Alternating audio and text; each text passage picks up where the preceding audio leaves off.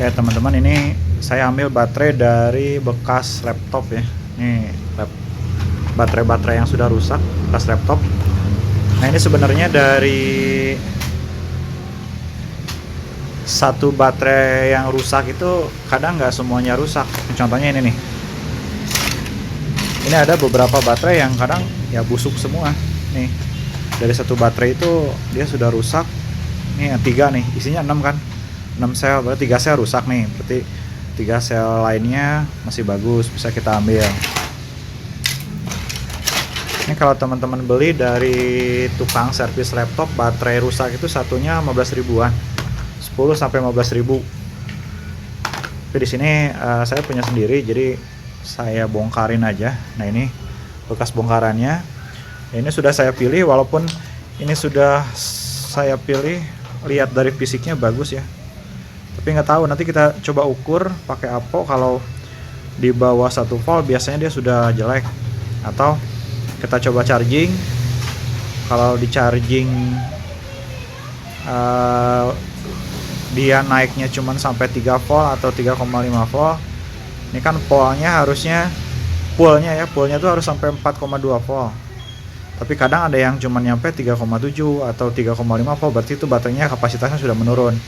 Jangan dipakai, karena kita nanti akan dibuat paralel kan semuanya. Nanti kalau dibuat paralel, misalkan dari 10 baterai itu kita buat paralel dan satu rusak, itu ngaruhi sama baterai yang lainnya, kapasitasnya jadi berkurang. Nah kita juga pakai BMS, ini namanya BMS, Battery Management System, jadi supaya ngecasnya itu dia merata. Jadi ketika paralel yang satu dia 4,2 volt sudah full, kemudian di paralel atau di seri yang kedua dia full juga. Ini namanya BMS ya, Battery Management System, supaya pengecasannya rata semuanya. Apakah bisa tidak menggunakan ini? Bisa aja, sama aja. Cuman biasanya dia chargingnya nggak rata, karena kan ada satu rangkaian yang di paralel, ada yang dibuat seri. Nah kalau dibuat seri, kadang di beberapa baterainya ada yang penuh, ada yang belum penuh. Jadi kalau pakai ini dia merata ya. Oke, berikutnya kita coba paralelkan ini, atau kita ukur dulu semuanya. Kita cari baterai mana yang bagus, yang jeleknya kita buang. Terus nanti kita pasang pakai nikel ya, pakai welder atau spot welder, dan pasang BMS ini. Ini untuk bukanya saya pakai sarung tangan, karena ini si nikel konektor baterai ininya lumayan tajam-tajam nih. Jadi saya pakai sarung tangan supaya nggak luka-luka. Kemarin saya coba nggak pakai sarung tangan, ini lumayan banyak yang luka tangannya. Oke, jadi selain itu juga teman-teman harus hati-hati, karena pas buka baterai ini kan ada beberapa jalurnya tuh. Kadang si jalur positif sama negatifnya tuh kesambung atau lecet si isolatornya. Kemarin juga sempat saya kebakar satu baterai karena gara-gara isolatornya yang lepas, positif sama negatifnya kontak, jadi kebakar baterainya, rusak.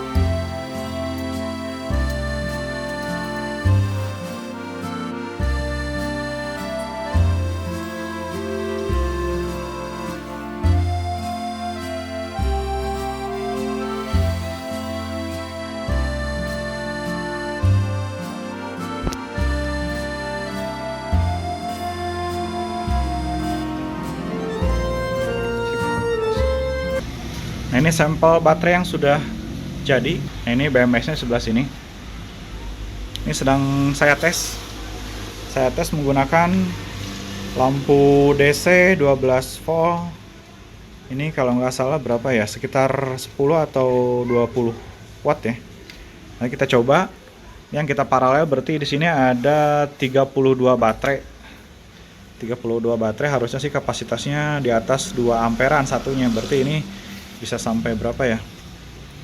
Ya sekitar 2 ampere dikali 32 ya. Sekitar 60 amperan, tapi saya menggunakan BMS-nya yang 40 ampere.